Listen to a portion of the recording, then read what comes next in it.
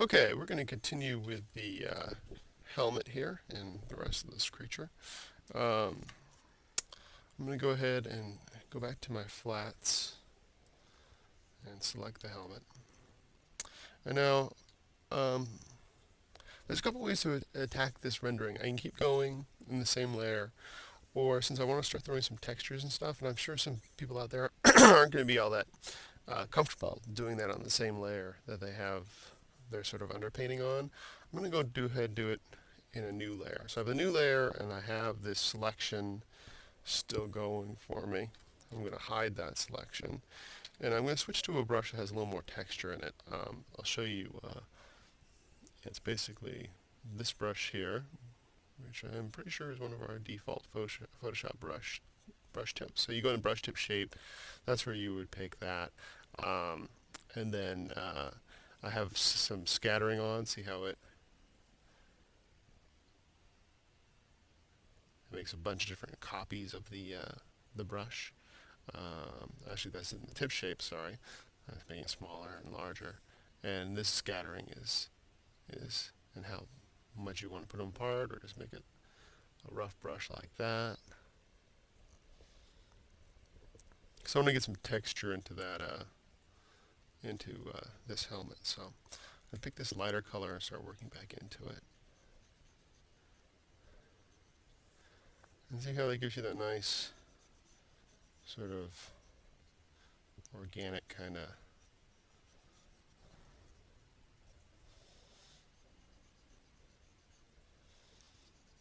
like it's a sort of not quite brushed metal, but it's a metal with some texture on it. And since it is metal, again, I'm going to want to go brighter with the highlights. I'm making the brush smaller.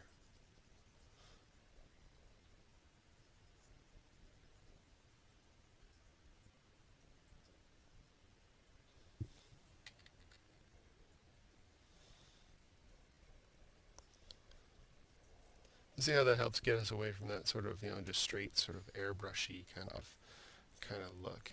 It gives us a little more interest, I think.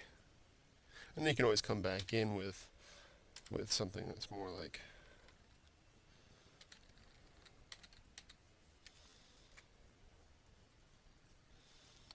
clean up the edges. You can go back in. So use a combo of brushes here.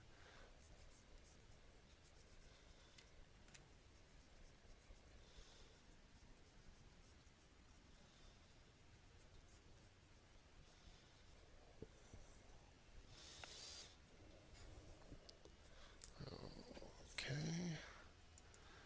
Now let's see. What do I want to do next on this thing? Let's start beveling some of these edges. So to bevel an edge, to give it, you have to decide where your light's coming from. And we have light coming from this side, meaning, oops, let me get rid of that. From this side.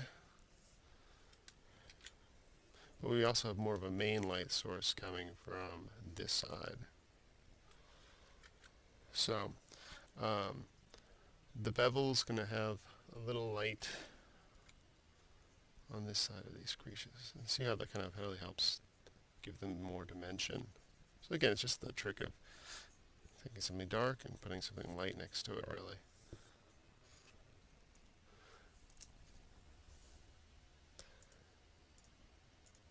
But remember, as you're doing that, to stay consistent with it. So if you're going to do it again down here on these beveled shapes.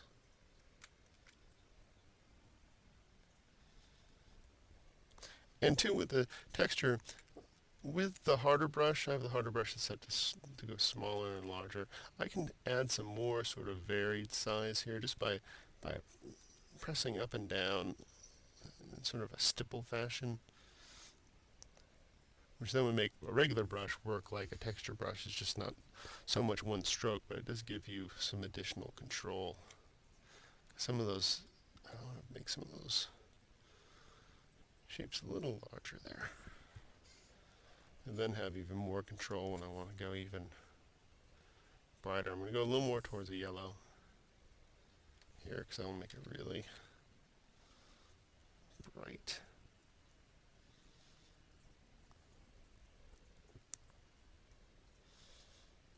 Again, this is just the small, hard brush. I'm going to give a little bit of a highlight in the middle of this sort of bevel, like it's getting a little more light there. Again, follow it up. Let's see how that texture really starts working here. Take this, I'm going to give this back some texture too.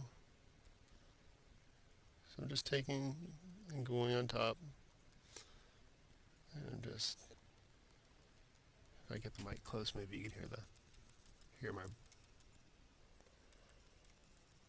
my pen hitting down as I'm doing this. I've yet to break one of these pens doing this, so it's probably okay to do. Of course, then I'm going to get some sort of, I broke my pen, tapping back and down. Well, hopefully not. All right, so I'm keeping going with that. Again, I tend to work, but this is totally up to you. I tend to work from dark to light as I start putting in these details. So you see I'm just pulling in lighter colors. Now, the tendency some people have is to, they think they found a magic bullet by using screen mode. And what screen mode will do is it will take whatever color that you've picked, and it will just start making things brighter and brighter and brighter with it. And you can quadruple up that. I might as well show it to you. So I'm going to change the brush. And this is what a lot of people don't actually do. The brush is going to be in screen mode, and I'm going to make a new layer, and I'm going to put it in screen mode as well. And again, this actually does work pretty well on shiny surfaces and for effects. So I'm picking, this is the same color that I had, that I was still running this area, the same color, and I'm going back into it, and see how now it's brighter? And if I keep going with it, because I have it in screen mode, it's going to keep getting brighter as I go over something that's lighter.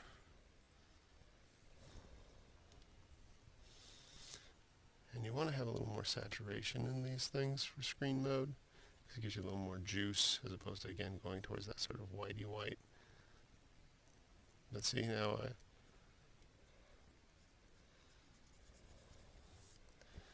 kind of done that there.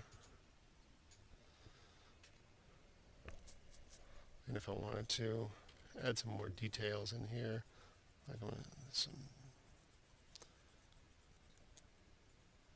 so I think it's really great just to add these, you can just throw these like geometric shapes on top of things, and they kind of automatically give things this extra detail. Add a little bit of bevel down here at the bottom, getting some reflected light from somewhere. Again, this is all still that double screen mode, so the more I go, even though I'm not picking, I didn't pick a brighter color here, it just gets brighter as I keep rendering with it. But again, I'd almost always rather have people pick their own colors rather than have sort of, because the colors don't get dirty this way. They don't get environmental realism. They just keep going brighter and brighter. Anyway, I'm going to put that, merge that one back down, take this off screen mode, and go back to normal mode. But anyway, there's a new technique there if you want to use it.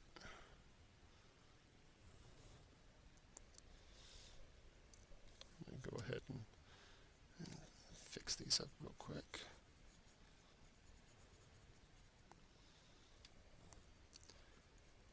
A certain amount of color variance really helps make these things.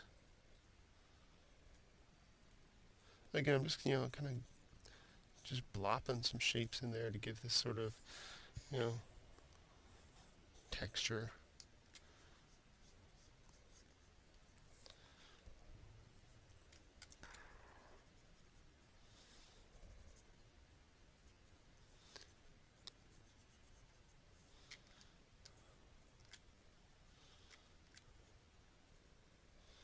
Now how, realistic, no, I shouldn't say realistic, but how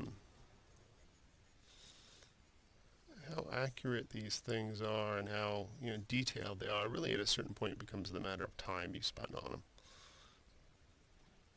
If this is something that was just designed for let's say like some movie or TV show or something, you could probably get away with moving back. And plus, I'm zoomed in, so I mean, really, someone would be seeing this on a piece of paper about that big, so you can see how that detail tightens up. So don't get in there and start rendering stuff that close unless you're going to print a billboard, because it's you're not going to see it at the end of the day.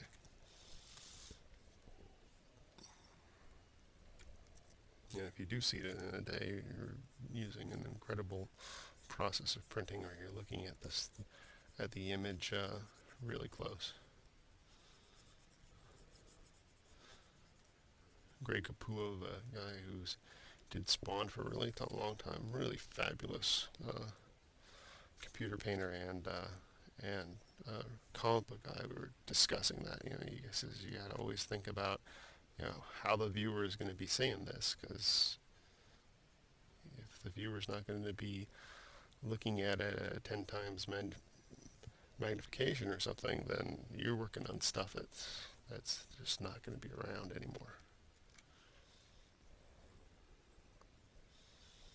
Just darkening up that a little bit more.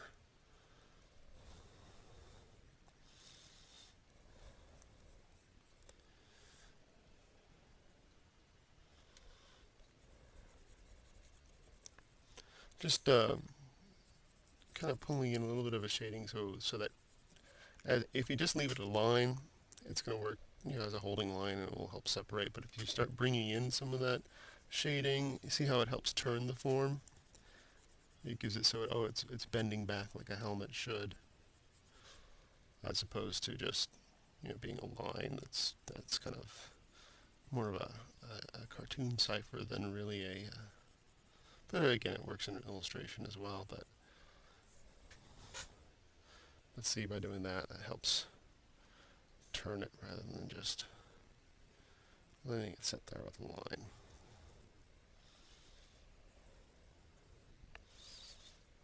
Okay. Just going back over these with light. I see these kind of being almost, they slightly come out.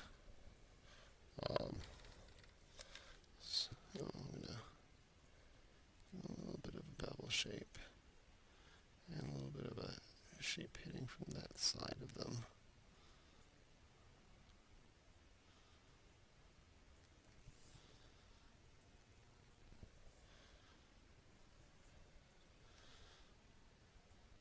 And sometimes it's about just adding these little bits of detail. See those little highlight points that all of a sudden give a whole bunch more detail to it. Okay, I don't want his helmet also to be all this one color. And I'm going to jump to another area quick, but I want to show you how you would go about, like, let's take this band.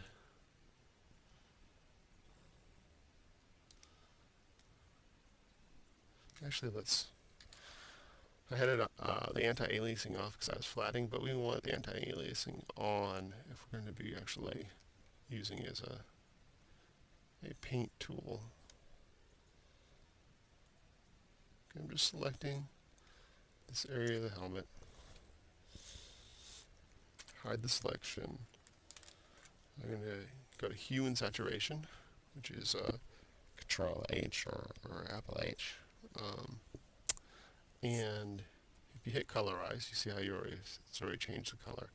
Now there's a couple things we can do, and I'll show you, and then we'll do it the way we want to do it. Okay. This is now just affecting the layer above, which is kind of cool because you can see how if I start adding a different color on top of that base color, how it becomes really an interesting mix. And that's one of the reasons why I wanted to show you texture on top as a because you can really then mess with these like layers and get these one layer beneath the other and all this different color and stuff like that. So anyway, I'm just moving the hue around, saturation. It's a dingy helmet, so I wouldn't do anything too great on it like that. But I'm going to go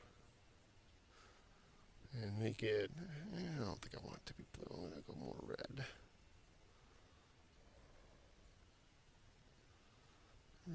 more saturated. And you can then change also the value on that, see? So again, layers have their, the problem with layers is it almost gives you too much, options, too many options to mess around.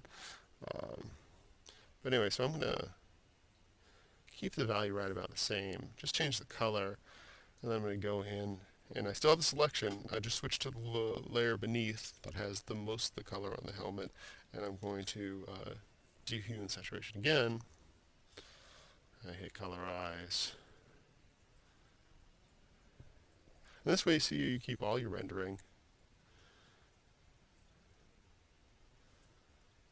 I can make it darker. That looks kind of nice, because that's really a different kind of.